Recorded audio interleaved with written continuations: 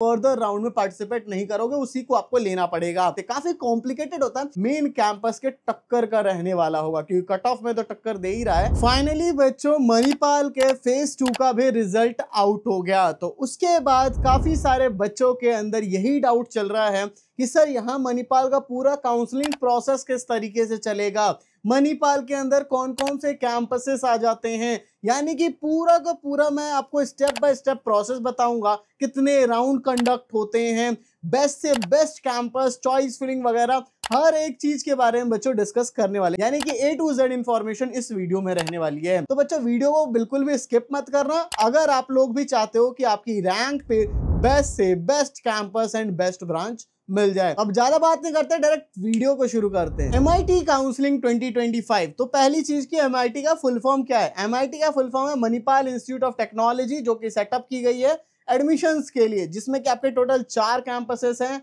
ठीक है, जिसमें कि MIT मणिपाल हो गया जो कि आपका मेन कैंपस रहने वाला है, इसके बाद MIT बेंगलुरु हो गया, इसके बाद MIT जयपुर हो गया एंड लास्ट में MIT सिक्किम आता है। तो हम लोग सजेस्ट नहीं करते हैं MIT Sikkim, because return on investment जो वो उतना अच्छा नहीं निकल के आता, इस वजह से हम सजेस्ट नहीं करते, बाकी आपकी मर्जी है। मणिपाल को हम बिल्कुल फर्स्ट नंबर पे सजेस्ट करेंगे, बाकी बेंगलुरु एंड देन जयपुर। बेंगलुरु का अभी पहला प्लेसमेंट भी नहीं हुआ है, ठीक है, इस ईयर जाकर के उसकी फर्स्ट बैच जो है वो प्लेस होने वाला है। बट है क्या कि बैंगलोर में काफी अच्छा सा लोकेशन है एंड एक IT हब है, जिस वजह से इससे काफी ज्यादा उम्मीद है कि काफी बढ़िया प्लेसमेंट देगा और हो सकता है इन फ्यूचर मेन कैंपस के टक्कर का रहने वाला होगा, क्योंकि कट ऑफ में तो टक्कर दे ही रहा है एंड हो सकता है इस चीज में भी टक्कर दे देगा। इसके अलावा एलिजिबिलिटी की बात कर लेते हैं, इसमें आपके क्लास 12th में होने चाहिए 50%, ठीक है, 50% होना चाहिए। Physics and math compulsory subject होगा, इसके अलावा तीसरा कोई भी सब्जेक्ट, इनको मिला करके आपका 50% मार्क्स होना चाहिए, कोई ज्यादा दिक्कत वाली बात नहीं है। And there is no age limit, age limit में भी कोई दिक्कत वाली बात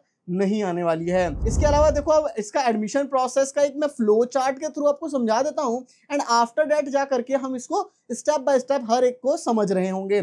सबसे पहली चीज, आपने एग्जाम दिया, फेज 1 का दिया होगा, फिर फेज 2 का भी दिया है, उसके बाद आपका रिजल्ट है। रिजल्ट के बाद अभी आपको रैंक नहीं पता होगी, आपको अभी रैंक पता चलेगी, तो हमारी और वीडियोस इसके बाद आ रही होंगी, उसमें आप अपनी रैंक भी देख पाओगे किस तरीके से जो मेरे मार्क्स वगैरह बन रहे हैं। तो इसके बाद फिर आपका जो भी रैंक वगैरह सब मिल जाएगा। मणिपाल का काउंसलिंग के लिए आपको रजिस्ट्रेशन करना पड़ता है, ठीक है, काउंसलिंग के लिए रजिस्ट्रेशन करोगे, फिर इसकी चॉइस फिलिंग चलती है एंड देन जाकर के आपका चॉइस फिलिंग के बाद चॉइस लॉकिंग करना होगा और सीट अगर मिल जाती है तब तो फिर ये प्रोसेस है, सीट नहीं मिलती है तो नेक्स्ट राउंड का वेट करना होगा। अगर सीट मिल जाती है तो सीट अलॉटमेंट लेटर को डाउनलोड कर लोगे, विलिंगनेस चूज करना होगा, डॉक्यूमेंट वेरिफिकेशन, फिर इसका फर्स्ट एंड सेकंड इंस्टॉलमेंट फी, ये दोनों आपको देना पड़ता है, 2 बार इसका पेमेंट करना पड़ता है, फिर document verification and admission confirm हो जाता है। इस तरीके से चलता है। बाकी आप कंप्लीट प्रोसीजर्स को देखेंगे तो वही चीजें लिखी हुई यहाँ पे भी, registration, choice filling, seat allotment, seat नहीं मिलती है नेक्स्ट राउंड में चले जाओगे, लॉक करना होगा डॉक्यूमेंट, ये सारी चीजें वही लिखी हुई हैं। अब रजिस्ट्रेशन पे आते हैं, तो पहली चीज क्या है कि मणिपाल के रजिस्ट्रेशन के लिए ये आपकी वेबसाइट रहती है counseling.manipal.edu।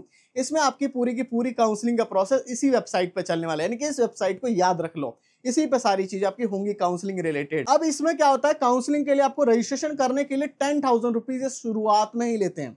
कितना? 10,000 रुपीज शुरू में ही ये लोग ले लेते हैं। That is the non refundable money, ये आपका रिफंड नहीं होगा किसी भी केस में। अब कैसे करना होता है, तो आपको अपना एप्लीकेशन नंबर एंड पासवर्ड डाल करके आप लोग लॉग इन कर लोगे, फिर इसके बाद आपका यहाँ चॉइस फिलिंग का प्रोसेस दिखेगा, ठीक है। यहाँ पे चॉइस फिलिंग थोड़ी अलग तरीके से भी होती है। यहाँ पे देखो मैं आपको थोड़ा जूम करके दिखाता हूँ, ये सारे देखने को मिलेंगे। फिर प्रायोरिटी लगाना पड़ता है, यहाँ मणिपाल लिखा होगा, यहाँ सिक्किम लिखा है, जयपुर लिखा है, बेंगलुरु लिखा है। फिर आपको मान लो जो भी ब्रांच है उसको यहाँ पे रखना है पहले नंबर पे, कोई दूसरी तो दूसरा, यहाँ तीसरा, इस तरीके से काफी कॉम्प्लिकेटेड होता है। इसको इजी करने के लिए हमारी पेड काउंसलिंग होगी, उसके बारे में आगे सारी चीजें डिस्कस करूंगा, क्योंकि यहाँ पे VIT वगैरह इन सभी में चल रही है। वहां पे 100 से ज्यादा बच्चे थे, फीस वगैरह बढ़ जाती है, वो सब चीजें होती हैं। इसलिए जब भी मैं अभी बताऊंगा तो आप लोग जल्दी से ज्वाइन करना, वरना बाद में काफी ज्यादा फीस आपको पे करनी पड़ सकती है काउंसलिंग, क्योंकि सोचिए 10,000 रुपए नॉन रिफंडेबल दे रहे हो, यहाँ हम लोग काफी कम पे कराएंगे, कितना क्या है आगे डिस्कस करेंगे। इसके बाद आप लोग अपना चॉइस फिलिंग कर लोगे। चॉइस फिलिंग सबसे इंपॉर्टेंट पार्ट है, और यहाँ पे टोटल 3 राउंड हुए थे, ठीक है। पिछले साल की हम लोग बात कर रहे हैं, पिछले साल तो टोटल 5 राउंड्स कंडक्ट कराए गए, ठीक है, 5 राउंड्स। उससे पिछले साल 3 ही राउंड, ज्यादातर 3 ही राउंड्स हुआ करते थे। और देखो पिछले साल 5 राउंड हुआ था, इस वजह से थोड़ी सी कट ऑफ में भी थोड़ा सा वेरिएशन आया था, बट हो सकता है इस साल 5 कराएं या 3 कराएं, कुछ वो नहीं है, कट ऑफ में काफी ज्यादा चेंजेस आ सकते हैं। खुद से करोगे नहीं मिल पाता है, प्रायोरिटी बच्चों को बिल्कुल भी नॉलेज ही नहीं रहती है, ठीक है। फिर इसके बाद जाकर के क्या होता है कि आपके 3 राउंड होने के बाद इंट्रा इंस्टीट्यूट राउंड होता है, जिसमें कि क्या है कि जो भी आपका कॉलेज है उसमें आप लोग अपनी ब्रांच अपग्रेडेशन करवा सकते हो, ठीक है। बेसिकली ये रहता है, और हर राउंड में आप लोग जो है अपने चॉइस फिलिंग में चेंजेस वगैरह भी कर सकते हो। तो अब बच्चों आ जाते हैं हम लोग वीडियो के मोस्ट इंपॉर्टेंट पार्ट पे, जिसको कि आपको बिल्कुल भी स्किप नहीं करना है, क्योंकि अगर ये पार्ट स्किप कर दिया तो हो सकता है आपको एक बढ़िया कैंपस की बढ़िया ब्रांच मिल सकती थी, एंड आप इतने ज्यादा पैसे खर्च करके भी किसी गलत कैंपस में चले जाओगे। इसलिए इस पार्ट को बिल्कुल भी स्किप मत करना।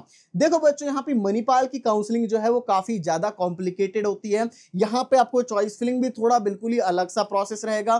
पिछले साल जो है 5 राउंड हुए, उससे पिछले साल 3 ही राउंड कंडक्ट हुए। कट ऑफ का काफी ज्यादा वेरिएशन देखने को मिलता है। बच्चा जब खुद से करता है उसको कुछ नहीं मिलता है तो रोता है, क्योंकि यहाँ पे 10,000 रुपीज भी आपको रजिस्ट्रेशन काउंसलिंग के लिए देना पड़ता है। और इस वजह से जाकर के अगर आपको अच्छा नहीं मिला, कॉलेज में तो 25-25 लाख रुपए आपके खर्च होने वाले हैं, लेकिन उसके लिए आप बाद में रिग्रेटमेंट ना हो। काश उस टाइम पे मैंने जो सर की बात सुनी थी वो मान लेता।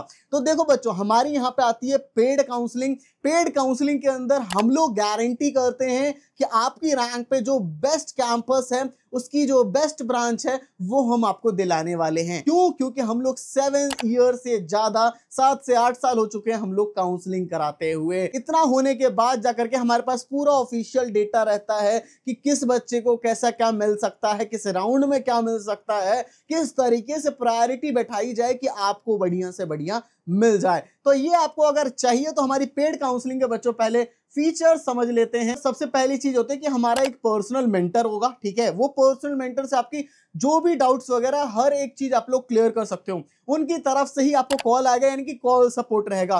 कभी भी कोई दिक्कत वगैरह आती है तो आप लोग कॉल करके सारी चीजें पूछ सकते हो। इसके बाद जाकर के आपकी पर्सनलाइज चॉइस फिलिंग कराई जाएगी। आपकी जो रैंक आई है, दैट्स द यूनिक रैंक, ठीक है। और इस पे आपकी पर्सनलाइज चॉइस फिलिंग होने वाली है। और साथ ही साथ एक आपको व्हाट्सएप ग्रुप में भी ज्वाइन करवा दिया जाएगा, जहां पे वो सारे बच्चे होंगे जो भी मणिपाल के अंदर जाने वाले, यानी कि वो सारे फ्रेंड्स भी आपके पहले से ही बन जाएंगे। इन सभी चीजों के लिए हमारा कितना चार्ज रहता है, इसके लिए अभी हम लोग ओनली 2499 में शुरुआत कर रहे हैं। ओनली 2499। टीम कह रही थी 2999 से शुरू करो, क्योंकि काफी कॉम्प्लिकेटेड है, काफी लंबी चलती है। बट मैंने कहा कि शुरू के 50 स्टूडेंट्स को ये मौका देते हैं हम लोग 2499 अभी आपके 50 स्टूडेंट्स के। इसके बाद तो जैसे ही 50 ऊपर होगा देख लेना आप लोग 2399 होगा, और 100 होता ही उसके बाद जाकर के इसका 3499 या 3999 हो जाएगा। क्योंकि बच्चों यही है कि ज्यादा बच्चे ज्वाइन करेंगे, ऑब्वियसली मेंटर को एक्सपैंड करना पड़ता है, तो इसलिए ये वाली बात है। तो इसलिए जल्दी से जाओ, जल्दी से ज्वाइन कर लो, क्योंकि हो सकता है आज वीडियो डली है